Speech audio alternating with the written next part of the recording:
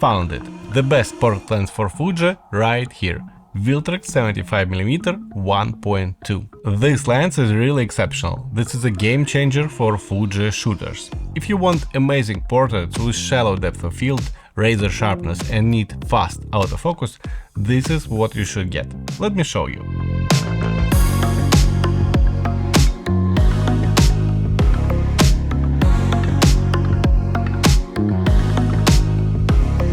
This lens is specially designed for APS-C cameras, and the build quality is fantastic for crop lens. The main lens manufacturers usually create such lenses only for full frame.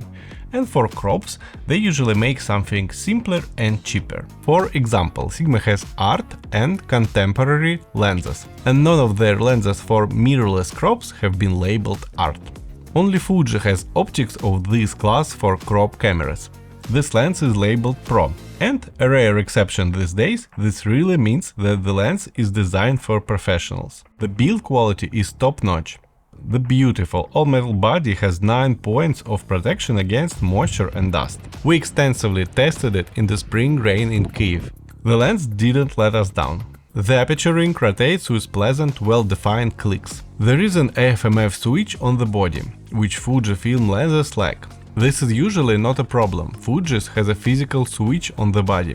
But our X-H2S doesn't have one, so it's convenient. Viltrox 75mm has a complicated scheme, 16 elements in 11 groups, including 4 high refractive elements and 3 extra low dispersion elements. The physical quality of glass is often a problem for manufacturers in China.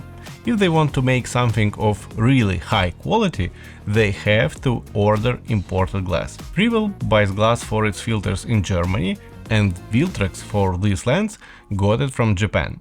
The optics and coatings for the 75mm 1.2 are made by Hoya. The weight of this lens is surprisingly light for such a wide aperture and large number of optical elements. The 75mm 1.2 weighs 670 grams. 23 and 6 ounces. It feels great on the X-H2 or X-T5, but on smaller cameras it will be front heavy. You will be holding the lens with the camera attached behind. To put it in context, the Viltrox weighs the same as the 1655 f2.8, heavier than the 90mm f2, but lighter than the 80mm f2.8 macro, which also has 16 elements, by the way. The focal length of Viltrox 75mm is a bit unusual. It gives you the equivalent of 112mm lens on full frame body. There is nothing like it on the full frame cameras. Because of this lens provides a unique perspective that makes photos taken with it stand out. Optically, this lens doesn't disappoint and really deserves the Pro label.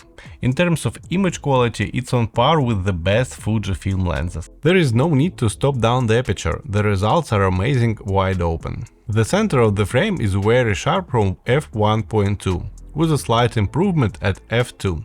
The corners, however, will never catch up with the center of the frame. To get even sharpness throughout the frame, you will have to reduce the aperture to 5.6. This will slightly improve the sharpness in the corners while reducing the sharpness in the center, giving you about the same result throughout the frame. Not great if you want to take pictures of products, for example.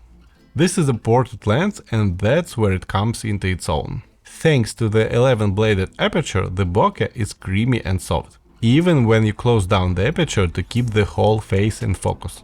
There are some minimal optical problems with an open aperture. Little fringing, but not too much. Vignetting is noticeable, but it's easy to fix. There are no real problems with chromatic aberrations here. Excellent results. Autofocus on newly released Viltrox lenses usually has some problems. Viltrox didn't license the protocol, and reverse engineering leads to a certain number of errors and takes time to optimize. That's why the first versions have a lot of bugs and don't work well with unpopular bodies. For this reason, before testing the lens, we waited for a firmware update that would fix the main problems. We're using firmware version 1.0.2, and now the focusing speed is at acceptable level. When using continuous autofocus, you will get the pictures in focus, but it will take some time. While the camera focuses, you most likely won't miss a moment, but you might get a little annoyed if you are in a hurry. For video it's good, but not great.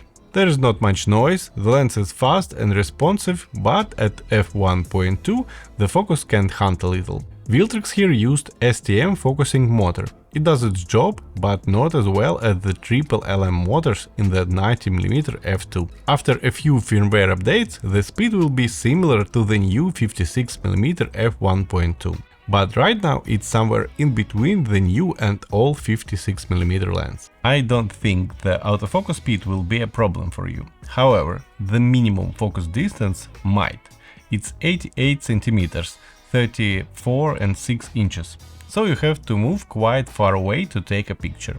This is another reason why this lens is not suitable for product photography. However, it is really exceptional for portraits. It provides better subject isolation than any other lens for X-mount. Incredible sharpness at wide open, superb contrast and beautiful smooth bokeh also helps to produce great results. This is truly the best portrait lens for Fujifilm. And we haven't added the price to the comparison yet. It's only $550, almost twice as cheap as any alternative from Fujifilm. And this time you won't lose anything by purchasing third-party lens. With the exception of the AF compatibility issues of first version of the firmware, this lens could have been released by Fujifilm and no one would have said a word. A great 30mm and now a great 75mm. It looks like Viltrox is now really competing with the serious guys, but can still offer a much lower price point. But let's not get our hopes too high up. Once a chance, twice a coincidence, 3 times a pattern. I will wait for the next Viltrox lens. Coincidence or pattern? Share your thoughts in the comments below and tell me if you want to see a review of Viltrox 30mm 1.4 lens. See ya in the next videos. Bye bye!